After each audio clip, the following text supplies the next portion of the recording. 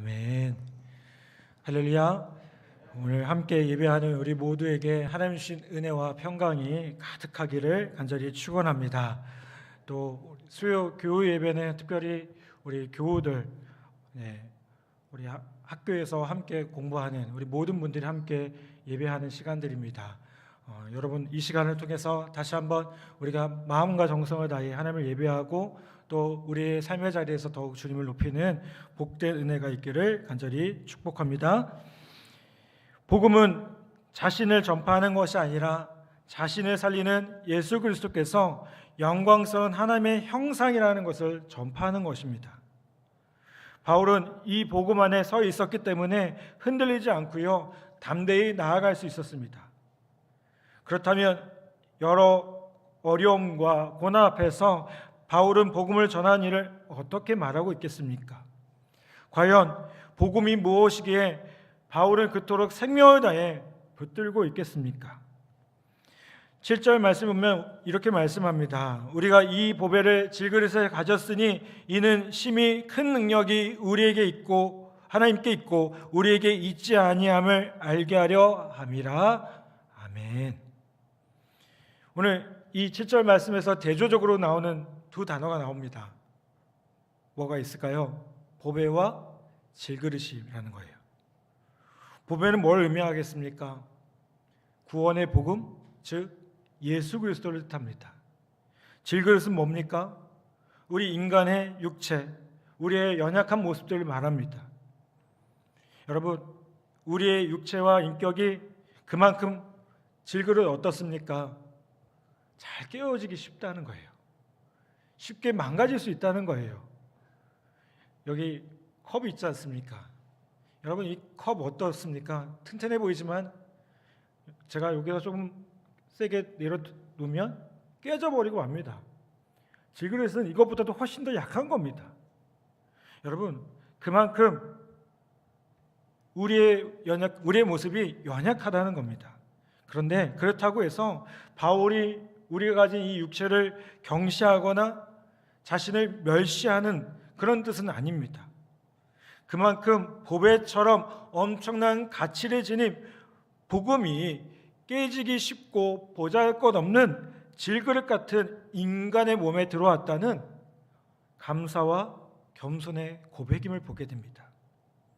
여러분 이건요 우리의 일상적인 우리의 생각과 관심과는 큰 차이가 있습니다. 왜요? 우리의 대부분의 관심은 어디에 있습니까? 우리의 자신에게 있어요. 우리 육체에 있지 않습니까? 그것은 당연히 우리가 이 땅에서 살고 있는 한 우리가 관심을 가질 수밖에 없습니다. 제가 지난주에도 말씀드렸지만 우리가 어디에 관심이 많습니까? 우리 속사람보다는 우리 외모적인 모습에 관심이 많다는 거예요. 왜요? 그렇게 잘 보여야만 뭔가 있어 보이고요, 인정받을 수 있다고 생각한다는 겁니다. 그런데 우리의 육체는 어떨까요? 이게 영원할 것 같은데 영원하지 못해요. 오랫동안 항상 변함없을 것 같은데 그렇지 못함을 보게 됩니다. 조건과 상황에 따라서 쉽게 달라지는 것이 우리의 모습이고요, 그 많은 모습 가운데 끊임없이 변화되어지는 것이 우리의 모습이기도 합니다. 우리의 육체도 지금은 건강하지만 내일에 어떻게 될지 장담할 수 없어요. 제가 요즘에 우리 죄송한 얘기지만 우리 여기 안수사님, 권사님, 장로님 죄송하지만 제가 조금 이렇게 요즘에 나이 먹은 티가 나는 것 같아요. 자꾸 이렇게 조금 피곤하면요 막 눈이 떨려요. 그래서 막 영양제를 챙겨 먹어야 돼요. 근데 이게 영양제를 처음에는 하나를 먹다가 이제는 막 한 움큼씩 먹게 되더라고요. 여러분 이게 뭘 의미할까요? 이게 저만 그런 게 아니잖아요. 물론 여기 이 중에는 타고난 건강을 갖고 계신 분들도 있을 거예요. 그런데 여러분 우리 육체가 다 어떻습니까? 그렇게 영원할 수가 없어요. 아무리 건강한다 해도 언젠가 연약해질 때가 온다는 겁니다. 여러분 이게 영원할 것 같은데 그렇지 않다는 것이죠. 그렇다면 이 썩어질 육체가 영원히 우리를 지켜줄 수 있다? 이건 큰 착각입니다. 건강도 언젠가 떠나갈 겁니다. 내가 그토록 믿었던 내 자신의 인격도 어쩌면 철저하게 절망할 수도 있습니다. 요즘 스포츠나 연예계에 과거의 학폭으로 인해서 어려움 당한 사람들이 참 많아요. 한순간에 무너집니다. 아무리 유명한 선수도요, 아무리 훌륭한 선수도요, 과거의 그 실수 하나 때문에 쉽게 무너지는 것을 보게 됩니다. 여러분, 이걸 보면서 뭘 느낍니까? 우리가 그 사람을 비난하기 전에 우리 자신이 얼마나 연약한 자인지를 바라봐야 됩니다. 우리 쉽게 생각하잖아요. 저 사람 왜 이렇게 잘못했어? 그런데 바꿔 생각하면요, 제가 꼭 그렇다는 건 아니에요. 바꿔 생각하면 우리 자신도 그런 모습의 일부분 있지 않나요? 겉으로 드러나지만 않았지? 겉으로 드러나지만 않았지 우리 안에 있는 죄성이 얼마나 많은 사람들을 힘들게 하지 않았습니까? 어떤 목사님이 지하철을 타고 가는데요, 옆에 있는 사람이 자꾸 시끄럽게 하더래요. 근데 이 목사님이 너무 시끄럽게 하니까 이 사람이 좀 어떻게 했으면 좋겠다라는 생각이 든 거예요. 근데 그 모습을 어떤 사람이 또 옆에 있던 사람이 숨기지 못했나 봐요. 그러니까 어떻게 하냐면 좀 조용히 하라고 이렇게 조용히 시켰나 봐요. 근데 이 시끄럽게 하는 분이 어떻게 했냐면 계속 하는 거예요. 그거에 아랑곳하지 않고. 결국 이 두 분이 싸우게 됩니다. 결국 이 두 분이 싸우게 돼서 나가게 됐대요. 목사님 무슨 생각했을까요? 잘 됐다. 근데 목사님 그 순간 깨달았대요. 내 안에 그런 연약함이 있구나. 이게 잘된 게 아닌데 내 안에 연약함이 있구나. 그 사람을 그렇게 미워하는 마음이 있었구나. 여러분, 우리의 모습이 그런 연약함 가운데 있다는 겁니다. 그래서 우리는 늘 어떻게 살아가야 됩니까? 연약한 우리에게 기대는 것이 아니라 변함없고 영원한 생명을 주는 그 복음 가운데 이 복음이 보배이고 이 복음이 진리임을 우리가 고백하며 그것을 품으며 살아가야 된다는 겁니다. 여러분, 태초 이래 그토록 원했던 인간의 근본적인 질문인 구원에 대한 해답이 어디에 있을까요? 바로 복음에 있어요. 예수 그리스도에게 있습니다. 아멘. 여러분, 우리가 이 복음의 소중함, 이 고귀함을 우리가 붙들고 있을 때 우리가 어떻게 살아갈 수 있을까요? 참된 가치와 소망을 품으며 살아갈 수 있고요, 이 땅에서 살고 있지만 비록 영원한 생명을 품으며 천국을 소유하며 살아갈 수 있다는 겁니다. 사랑하는 여러분, 우리 안에 있는 이 복음, 우리를 예수 믿게 하였고 우리를 구원하게 하였고 우리를 정말 새로운 생명으로 살아갈 수 있도록 인도하여 준 이 복음을 여러분 다시 한번 붙들고 이것이 가장 보배로운 일이라는 사실을 우리가 함께 고백하는 우리 모두 되기를 바랍니다. 다른 어떤 것보다 이 복음이, 즉 여러분이 예수님을 믿고 구원받았다는 이 사실이 여러분의 인생 가운데 다가올 수많은 사건들보다 더 귀하고 소중한 신앙의 고백되기를 간절히 바랍니다. 그러면 우리가 이 복음을 확실하게 붙들고 이 복음 가운데 살아갈 때 나타나는 열매가 무엇입니까? 8절, 9절 말씀 보면 이렇게 말씀을 합니다. 우리가 잘 아는 말씀이죠. 우리가 사방으로 우겨쌈을 당하여도 쌓이지 아니하며 답답한 일을 당하여도 낙심하지 아니하며 박해를 받아도 버림받지 아니하며 거꾸리뜨림을 당하여도 망하지 아니하고. 아멘. 여러분, 그 사방으로 우겨쌈을 당한다는 건 뭘까요? 공간적으로 압박을 당한다는 거예요. 빠져나갈 수 없는 궁지에 몰려있는 상태가 되었다는 겁니다. 그런데 그래도 어떻게 된다고요? 하나님께서 이러한 상황이 돼도 치명적이지 않게 해주신다는 거예요. 사람들은 핍박을 합니다. 그런데 하나님은 버리지 않으셨어요. 심지어 죽을 고비를 당할 정도에 이르러도 하나님은 어떻게 하셨습니까? 우리를 망하게 하지 않으셔요. 우리가 신앙생활하고 인생을 살아가다 보면 넘어질 수 있습니다. 그렇지 않습니까? 왜 실수하지 않고 왜 절망하지 않을 수 있겠습니까? 하지만 넘어질지 모르겠지만 아주 엎드러지지 않아요. 왜요? 우리 안에 보배가 있기 때문에, 예수 그리스도의 생명이 있기 때문에.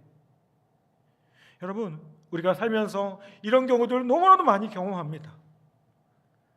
너무나 꽉 막힌, 그래서 전혀 길이 보이지 않는 그런 삶의 모습 가운데 살아갑니다. 그런데 하나님은 그런 우리에게 어떤 은혜를 주실까요? 그런 상황 속에서도 낙심치 않도록 은혜를 부어주심을 보게 됩니다. 여러분, 길이 보이지 않을 때 가장 큰 어려움이 뭡니까? 길이 없다는 그 사실 자체가 아니라 길이 없다고 느끼는 우리의 절망과 낙심임을 보게 돼요. 여러분, 그런데 복음의 능력은 뭡니까? 이 절망, 이 낙심 속에서 다시 희망을 갖는 거예요. 예수 그리스도로 인해서 다시 희망을 갖고 믿음으로 일어나는 겁니다. 여러분, 복음이 오늘 저와 여러분에게 이 희망으로 다가오는 귀한 은혜가 있기를 바랍니다. 낙심하지 않는 이유는요, 낙심하는 이유는 그럴 수밖에 없는 상황과 조건에 있는 것이 아니라 결국 믿음의 문제임을 보게 돼요. 여러분, 우리 믿음이 쉽게 낙심하게 만듭니다. 우리가 믿음이 없고 우리가 자꾸만 하나님을 의지하지 못할 때 낙심하는 것을 보게 됩니다. 그런데 여러분, 주님께서 우리와 함께 하시고 우리를 위로하여 주시고 우리에게 날마다 새 힘과 새 은혜를 주신 것을 우리가 함께 고백하며 나아가는 우리 모두 되기를 바랍니다.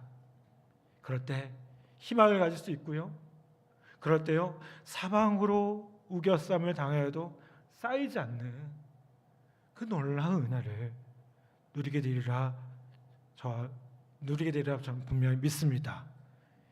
코로나19로 참 어려운 신앙생활을 하고 있습니다. 여러 가지로 불편하고 답답한 상황도 있을 겁니다. 마음껏 자유롭게 하지 못하는 것들이 참 힘이 들 겁니다. 그런데 그런 상황 속에서도 낙심하지 않기를 부탁을 드립니다. 여러분, 왜요? 하나님께서 낙심하지 않으셨잖아요. 우리를 낙심하게 하신 분이 아니시잖아요. 제가 지난주 주일 저녁 때 그 출애굽기의 그 말씀을 같이 찬양하고 기도했습니다. 여러분, 홍해 앞에 선 이스라엘 백성들 어떻습니까? 앞에 홍해입니다. 뒤는 누가 있습니까? 애굽의 군대들이 쫓아옵니다. 그것보다 얼마나 다급하겠습니까? 그 얼마나 힘든 일이겠습니까? 그런데 하나님께서 뭐라고 합니까? 너희는 가만히 있어. 하나님 되면 알지어다.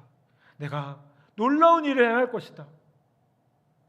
여러분, 분명히 이 상황 가운데서도 하나님께서 분명히 일하고 계시고 역사하고 계시고 우리에게 놀라운 것들을 행하고 계시다는 사실을 우리 모두가 기억하기를 바랍니다. 이스라엘 백성들이 그 상황 가운데 하나님께서 어떻게 하셨습니까? 우리가 상상할 수 없었던 홍해가 갈라지는 그런 놀라운 역사들이 일어났어요. 여러분, 우리의 삶 가운데 마찬가지 아니겠습니까? 여러분, 성경에 나타났던 그 사건들이 그때만 일어난 사건입니까? 아니요.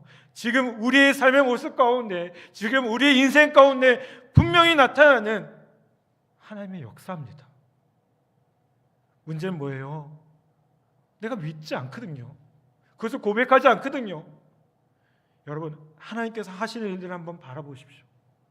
하나님께서 역사하신 일들을 바라보십시오. 코로나19, 여러 가지 상황들, 여러 가지 문제들, 우리를 둘러싼 여러 가지 기도할 수밖에 없는 상황들. 그런데 분명한 것은요, 그 가운데서 하나님은 일하고 계시다는 겁니다. 여러분, 그 하나님의 놀라운 은혜를 다시 한번 고백하는 우리 모두 되기를 간절히 바랍니다. 10절 말씀 한번 보겠습니다. 10절 말씀 우리 같이 한번 봉독해 보겠습니다. 시작. 우리가 항상 예수의 죽음을 몸에 짊어짐은 예수의 생명이 또한 우리 몸에 나타나게 하려 함이라. 아멘. 여러분, 고난이 다가온다 해도요, 그리스도와의 연합은 우리를 이 세상 가운데 어떻게 할까요? 승리하게 할 겁니다. 여기서 항상 예수의 죽음을 몸에 짊어짐은 이란 말씀은요, 예수 그리스도의 죽음과 고난이 우리의 경험 안에서 지속적으로 재현된다는 것을 뜻합니다. 지속적으로 나타난다는 거예요. 2000년 전에 한 사건이 역사적 사실로 기록되는 것에서 끝나는 것이 아니라 사도 바울의 시대는 물론 오늘 우리에게도 지속적으로 일어나는 놀라운 고백이 된다는 겁니다. 놀라운 경험이 된다는 겁니다. 그래서 우리가 어떻게 고백할 수 있을까요? 사도 바울과 같이 우리는 날마다 죽노라. 그리고 내 안에 예수 그리스도가 사시고 내 몸에 예수 그리스도의 흔적이 있다. 여러분, 사도 바울의 고백만이 아니라 우리 모두의 고백이라는 거예요. 예수의 생명이 우리 몸에 나타나게 함이라는 바울의 고백은요, 오늘 우리의 삶의 모습 가운데 고난과 시련 그리고 역경 속에서 포기할 수 없는 믿음의 성도들이 그럼에도 불구하고 복음의 능력으로 일어나는 현장을 우리에게 보여줍니다. 여러분, 어떻게 저런 시련 가운데서 일어날 수 있을까? 어떻게 저런 아픔 가운데서도 일어날 수 있을까? 어떻게 저런 모습 가운데서도 더 믿음으로 나아갈 수 있을까? 여러분, 주변에서 그 한마디 던질 때요, 결국 영원한 생명인 예수 그리스도를 우리의 삶에서 우리도 모르게 증거하는 삶을 살 수가 있다는 거예요. 여러분, 우리가 끝까지 포기하지 않고요, 주님과 살아가고 주님과 함께 동행하면서 살아갈 때에 여러분, 예수의 생명이 우리 몸에서 나타나고요, 예수의 능력이 우리의 일을 통해서 나타나는 복된 은혜를 누리게 될 줄 믿습니다. 사랑 여러분, 다시 한번 소망을 갖고 굴하지 않는, 그리고 다시 한번 예수의 생명을 전하는 우리 모두 되기를 간절히 바랍니다. 여러분, 주님을 사랑한다고 우리가 고백을 해요.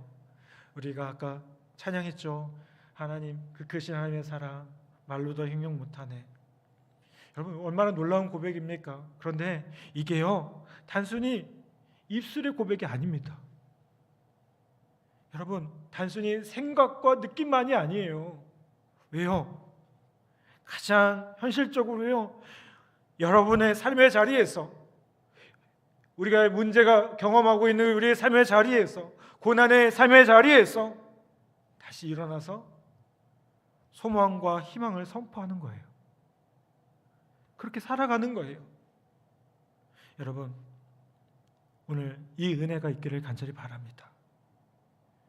그리스도를 향한 사랑, 그 사랑으로 희망을 선포하고 주님의 생명을 선포하는, 그래서 아무리 어려운 일을 당해도 우리를 통해서 주님의 놀라운 역사가 나타나는 것을 함께 고백하는 우리 모두 되기를 간절히 바랍니다. 11절, 12절은 또 이렇게 말씀합니다. 우리 살아있는 자가 항상 예수를 위하여 죽음에 넘겨짐은 예수의 생명이 또한 우리 죽을 육체에 나타내게 하려 함이라. 그런즉 사망은 우리 안에서 역사하고 생명은 너희 안에서 역사하느니라. 아멘. 여러분, 무엇을 얘기하고 있습니까? 예수의 생명이 우리 안에 넘치기를 기도하고 있습니다. 여러분, 오늘 우리 안에 부어진 이 놀라운 생명, 이 복음의 역사, 여러분, 이 생명이 우리의 삶의 자리 가운데 다시 한번 충만하게 나타나기를 간절히 바랍니다. 그리고 그렇게 살아갈 때에 주변에서 의아해할 겁니다. 어떻게 저럴 수 있어? 예수 믿는 사람들 어떻게 저럴 수 있어? 이렇게 어려운 상황인데 어떻게 찬양할 수 있고, 이렇게 어려운 상황인데 저렇게 믿음으로 살아갈 수 있어? 여러분, 이해할 수 없는 그들에게 이것이 예수님의 생명 때문이라고, 이것이 예수님의 놀라운 은혜 때문이라고 함께 고백하고 간증할 수 있는 우리 모두 되기를 간절히 바랍니다. 여러분, 코로나19로 우리가 참 많이 위축되어 있어요.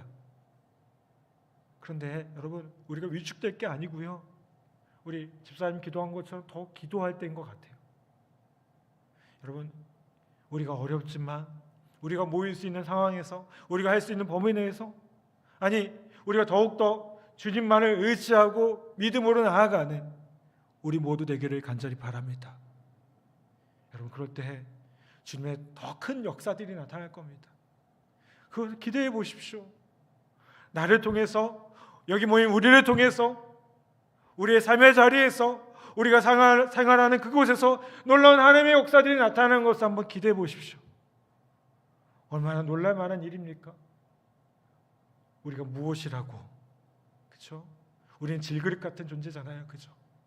그런데 우리 안에 있는 이 예수의 생명이 있기 때문에, 우리 안에 있는 이 예수의 복음의 능력이 있기 때문에 그 놀라운 역사들이 나타나는 것을 다시 한번 고백하고 또 그 은혜 가운데 살아가는 우리 모든 성도들과 우리 모든 교우들 되시기를 주님의 이름으로 간절히 축원합니다. 그 은혜가 우리 안에 충만하기를 간절히 축원합니다.